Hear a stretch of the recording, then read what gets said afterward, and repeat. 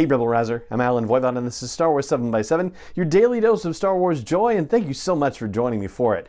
So we're going to do this with a 5 takeaway breakdown situation, starting with the overall look at the episode. So this turns out to be kind of a 2-episode story arc, similar to how we just had that with the mid-season situation, but very much unlike the first 2 episodes of the season, which really felt like it was just one episode that was sliced in 2. And it actually takes a bit of a surprising turn. I think maybe the first surprising turn is that it wasn't just the Bad Batch off on another mission entirely, because that's what they could have done after the previous episode, The Crossing. They got in touch with Sid and said, yeah, I'll be there in a few days. And that could have just been the end of it, and they could have moved on to the next story. But instead, and by the way, we are in full spoiler territory for the episode, so there's your fair warning. Instead, we get a story of how the Bad Batch got the Havoc Marauder back. It wasn't lost forever after all. We also happen to get a story that just happens to be pretty darn timely. I mean, it's kind of timeless in its way, but also very timely right now. This mine that the Techno Union used to be running until they were forced out after the end of the Clone Wars, and this guy Mako decided to take it over, however he managed that. You pretty much know where the story is going to go the moment that Benny, the thief of the Havoc Marauder, tells the Bad Batch that Mako had to lower wages just to keep the mine running, but hey, at least they all have jobs. And that is going to be the focus of our deep dive episode tomorrow, but you know that something is not on the up and up with Mako, for sure. And so, of course, the Bad Batch are able to infiltrate the mine and get their ship back with all of the stuff, and they're also able to open the eyes of all the boys who are working for all intents and purposes as slaves for this guy Mako to the truth of what he's been doing to them, and all's well that ends well. For a second takeaway, I'll start by flagging the fact that this episode takes place about a day after the events of the previous episode, or the ending of the previous episode, where they've called Sid and Sid said, I'll be there in a few days. Well, in just one day, the Bad Batch is able to recover their ship, and now they don't need Sid to be coming for them. We've been talking in previous breakdown episodes about how the season has been offering us foundational elements to prepare us for the breakup of Sid and the Bad Batch. And this is another situation where we have another puzzle piece to just mix the metaphors. It turns out that even when they thought the Havoc Marauder was lost, they were still smart enough to figure out a way to get it back, and without Sid's help. And Sid, on the other hand, has been just more of a complication for them than anything else. And I suppose you could try to draw a parallel between what Mako is doing with his miners and what Sid is doing with the Bad Batch, but I don't know how well it holds up, because Sid hasn't been shown to be greedy in the same way and exploitative in the same way that Mako is in this episode, and the Bad Batch has also not presented themselves as particularly concerned about money and about getting by. I mean, yes, they do know that they have to take these jobs in order to have fuel and have food and have shelter and whatnot, but they're definitely not experiencing their economic situation in the same way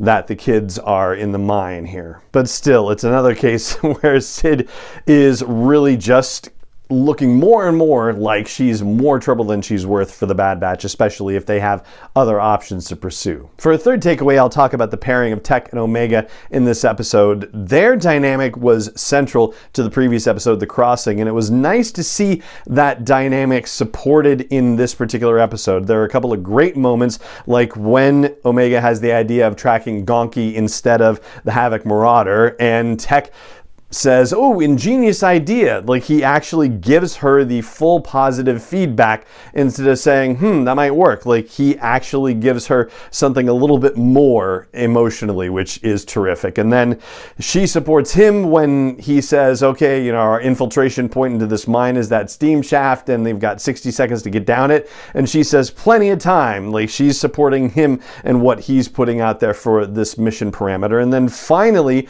at the end of the episode, when Omega has her reflection about how it's not just the Empire, there's a lot of people like Mako that they've encountered in the galaxy, Tech is able to actually have an emotional conversation with her and meet her where she's at some level, certainly a further level than he has previously, by saying, but there are also, people like us out there, and that's got to count for something. And it's also a nice echo of what happens with The Rise of Skywalker and Lando showing up at the end of the Battle of Exegol and saying there are more of us. So yeah, it was great to see the creators of the Bad Batch recognizing the success of the Tech Omega relationship development in episode 9 and continuing to build on that in episode 10.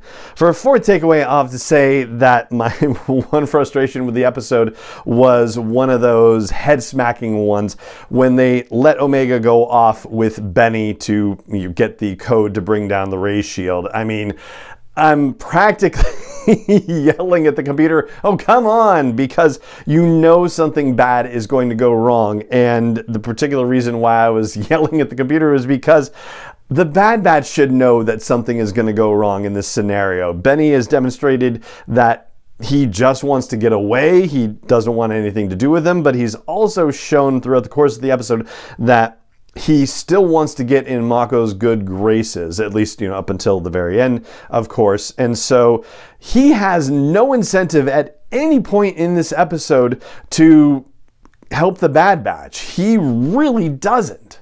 It was only a matter of time before he did something that would get one or more of them caught. And you would think that the Bad Batch has been in enough scenarios where they might have realized this. So I feel like this is one of those situations where the storytelling of the episode is supposed to provide enough narrative drive where you just kind of go past that one and accept the fact that, well, this is just basically what has to happen, because it has to put Omega and Benny in a scenario where Omega can show some genuine human kindness or species kindness, however you want to put it, by sharing her rations with Benny. Maybe just kindness. Maybe I don't need to say human or species.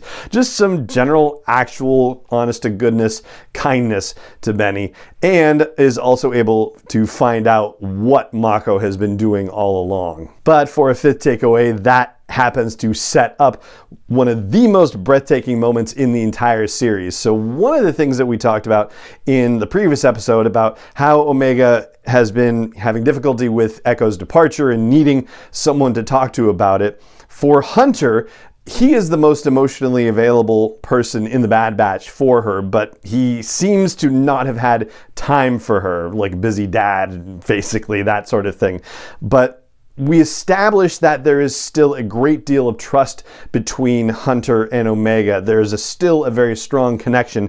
It's demonstrated by the fact that Hunter says, don't let Benny out of your sight, but he trusts her with this mission, and Benny is even surprised by that level of trust being given. And so the flip side of that comes in the climactic finale when Mako tells the droid to throw Omega off the edge of that pit. Hunter shoots up a grappling hook, and the trust that Omega has in Hunter is so incredibly great that she, is able to flip around and grab the droid and yank the two of them off of that broken bridge and plummets to her doom, but she knows that Hunter is going to catch her. Like, that level of trust, I don't know if you can see this on a video version, but the hair on my arms is standing up as I'm telling you about this. Just thinking about it in my head, the leap, the execution of the story leading up to it, the way it was animated, just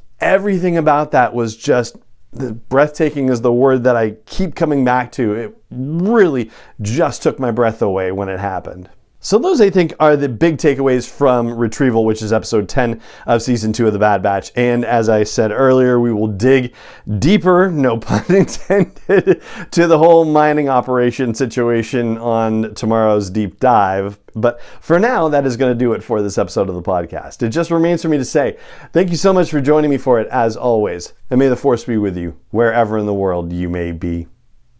7x7 is not endorsed or sponsored yet by Lucasfilm Limited, Disney, or 20th Century Fox, and is intended for entertainment and information purposes only. Star Wars, the Star Wars logo, all names and pictures of Star Wars characters, vehicles, and any other Star Wars related items are registered trademarks and/or copyrights of Lucasfilm Limited, or their respective trademark and copyright holders. May the Force be with them. All original content is copyright 2021 by Star Wars 7x7. We hope you love it.